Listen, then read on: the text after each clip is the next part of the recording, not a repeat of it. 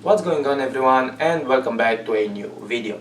In this video I'm gonna talk about clean eating, and I'm gonna start by saying if you follow clean eating yourself and it's something that you could happily stick with and works well for you, that's totally fine, because I do believe that nutrition is very individual.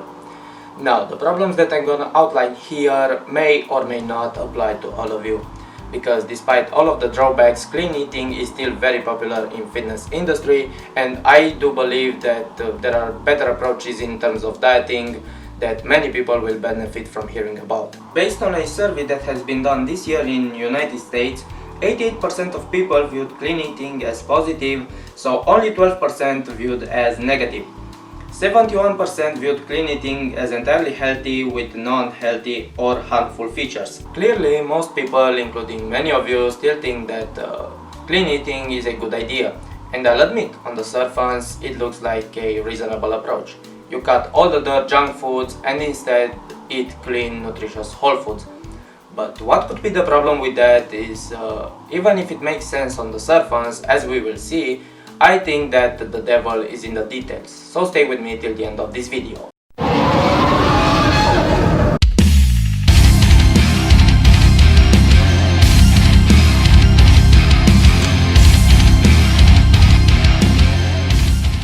Alright, so the first issue is that no one agree on what clean eating actually means. Most people say the main criterion for counting as clean is being unprocessed, whole or natural. For example, even though it's still totally arbitrary, I can see why brown rice is getting clean label and white rice doesn't. Just because white rice goes to an additional process rather than brown rice and strip away some B vitamins and fibers, it doesn't make sense why it isn't labeled as clean too. To be honest, what counts as clean clearly depends on who you ask and which diet they follow. If you follow, for example, keto, you will say all carbs are dirty. If you follow paleo, you will say meats and veggies are totally fine.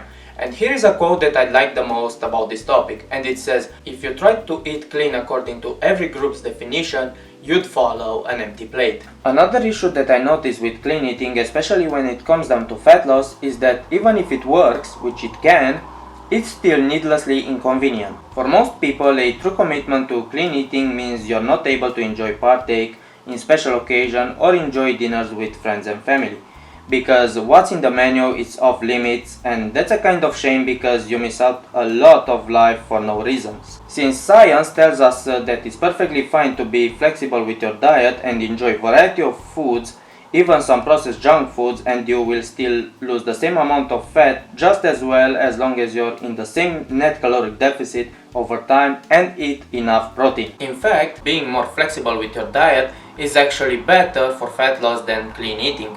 Recently I found an article about plant-based diet, and here we talk especially about vegans or vegetarians, and the title sounds like this: have your beans and some chicken too, which refers to the fact that it's healthy for your diet to get most of the nutrients from fruits and veggies, but it doesn't mean that you have to completely cut out meats, which brings us to the following issue. Clean eating isn't the best strategy for long-term fat loss. One study from 2012 gave two groups the same diet for 16 weeks, except one group that was allowed to eat bread and the other one wasn't.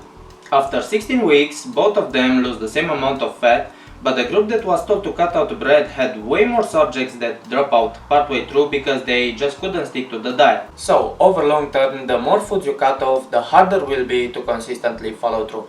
This is supported by other research as well, and I will put the link down below in the description. The study is called Flexible Control versus Rigid Control, and it basically shows the benefits from being flexible in your diet. You will be flexible with scheduling your meals, flexible with fat loss timeline, and the final point where you get the peak is that you will not be dichotomous anymore in view of food.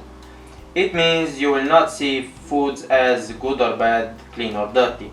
More than that, this study shown an association between flexible control and a lower body mass index, less binge eating and better weight loss over 1 year program.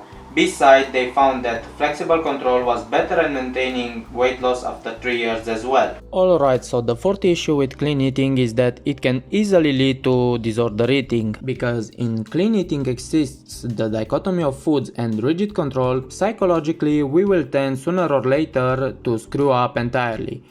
In the study that I talked in the previous point, rigid control strategy is associated with eating disorder symptoms. I think this is because we as human beings, we want to do everything that is forbidden, and this instinct goes against us. Junk foods are only problematic if they dominate your diet. Alright, so the last but not least, clean eating can be unhealthy. Why?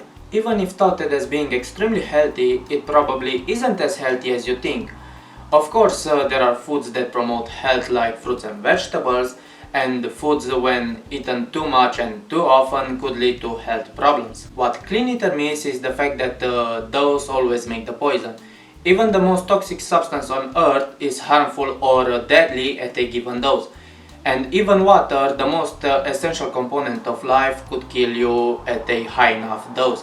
There is no difference with ice cream and french fries. Now, with all these things in mind, what do I actually recommend? First thing, instead of focusing to exclude all the bad foods, focus to include the more nutrient-dense food in your diet. Do make an effort to eat more fruits and vegetables, but don't feel like you have to cut off all the junks from your diet or any specific food. Dose is the key word, even if you want to maintain, bulk up or lose fat. So, I hope you learned something from this video, and if you do so, mandatory to hit the like button, and if you want more videos like this one, let me know into the comments section. Till the next time, take care everybody, see you into the next video. Bye bye!